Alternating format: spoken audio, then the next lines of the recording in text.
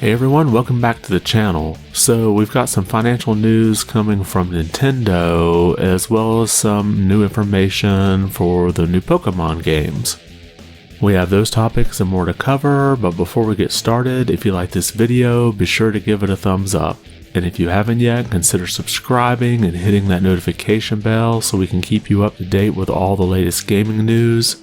And don't forget, during the month of August, we're giving away the Xenoblade Chronicles 3 Special Edition, and you can find the link to that in the description below. Now let's get started. So yesterday, Nintendo published its financial results for the first quarter of the fiscal year ending in 2023. And I wanted to hit some of the highlights here. You can see they've got a consolidated sales numbers that if you look at this past quarter and compare it to a year ago, there's a lot of negative numbers. So net sales are down 4.7% and dedicated video game platform sales are down 4.3%. Now this would have anything to do with the Switch, hardware, software, subscriptions. And their mobile revenue is down 16.8%. These would be things like Mario Kart Tour. And they also highlighted that the change in exchange rates have actually helped Nintendo a little bit when it comes to their sales overseas. And they had an interesting note, I thought, here. It says, although first-party software and digital sales accounted for a larger percentage of overall software sales, the gross profit margin remained at the same level as the same period last year due to the addition of the Nintendo Switch OLED model to the hardware lineup with its lower profit margin compared to other models, and the increase in component costs due to factors such as the semiconductor shortage. So Nintendo says they have a lower profit margin on the Switch OLED. It seems like many people just assume that Nintendo slapped an OLED screen on the Switch and increased the price by $50 and made more money on the device. Now I do have to wonder if maybe during the planning stages they thought that they might make more on this model, or maybe they even did when it first released, but perhaps maybe materials have gotten more expensive since then. Now, even though production has been hampered by the chip shortage, Nintendo anticipates increased production for the Christmas season.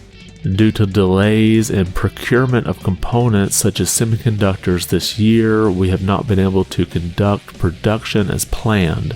However, we expect procurement to gradually improve from late summer toward autumn, giving us a clearer outlook regarding production for the remaining calendar year. In preparation for the holiday season, we will leverage appropriate means of shipment and work to deliver as many Nintendo Switch systems as possible to consumers in every region. Now it's interesting to note that the Switch has sold over 111 million units worldwide and only needs to sell just over 6 million units to pass the PS4, which it will most likely do before the end of the year. They also had this graph here that broke down the quarterly sales by each type of Switch, as well as the software sales in the green line there. And it's interesting to note that the Switch OLED does sell more units than any other version since it was released. And I also want to point out that this is an overall down year for gaming. Some of it's due to chip shortages, and some of it is just the fact that we're coming off of some of the highest selling years. Now I know Nintendo has another system planned at some point. The Switch won't be their last system ever, but the question is, are they planning to release this new system earlier to boost sales? But let me know what you think in the comments. Have you tried to purchase a Switch recently, or are you finding that they're pretty much sold out and hard to obtain? Or do you think the demand for the Switch is just on the decline because we're nearly 6 years out from its release? And we had a Pokémon Presents presentation yesterday, and we got some new details about Scarlet and Violet. I'll try to hit a few of the highlights here. The new region is called Paldea, and there'll be 3 story campaigns, which can be done in any order, and you can also tackle any gym in any order in each of those stories. We also had some new Pokemon revealed. Let's take a look at this tweet from Nintendo of America, introducing a few of the new Pokemon from the Paldea region.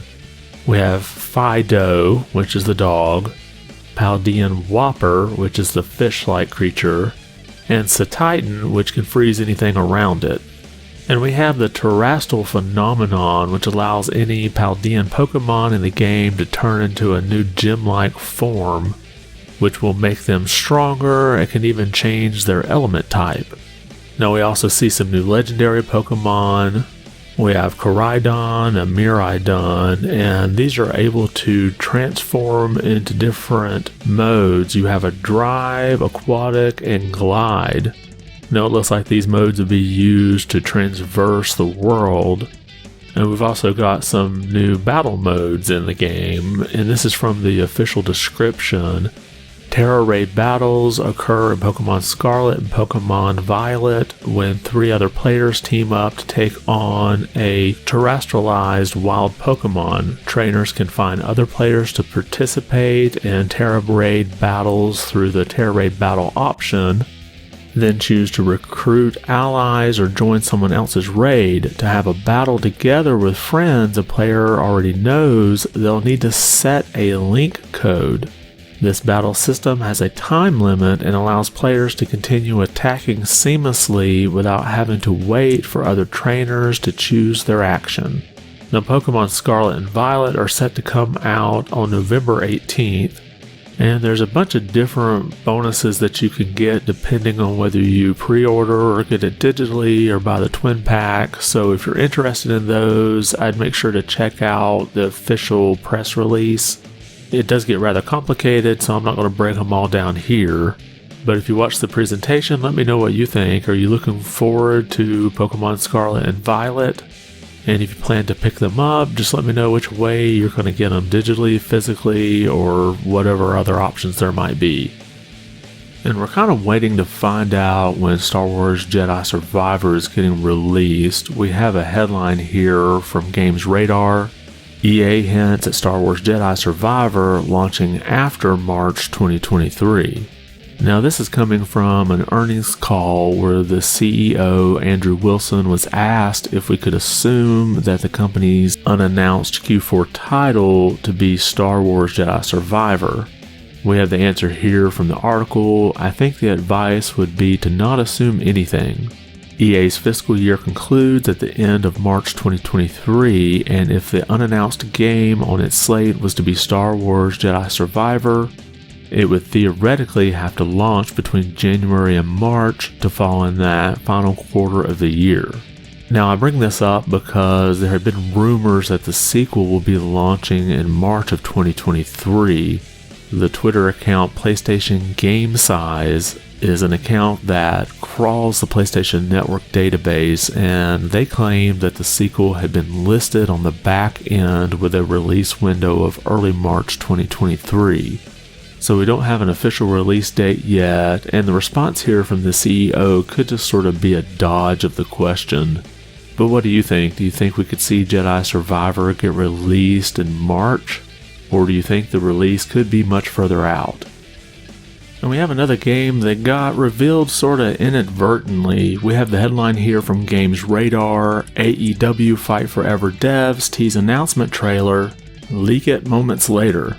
Now there was an official teaser trailer that was released yesterday, and this confirmed that the game is coming to the PS5, PS4, Xbox Series X and S, Xbox One, Switch, and PC via Steam.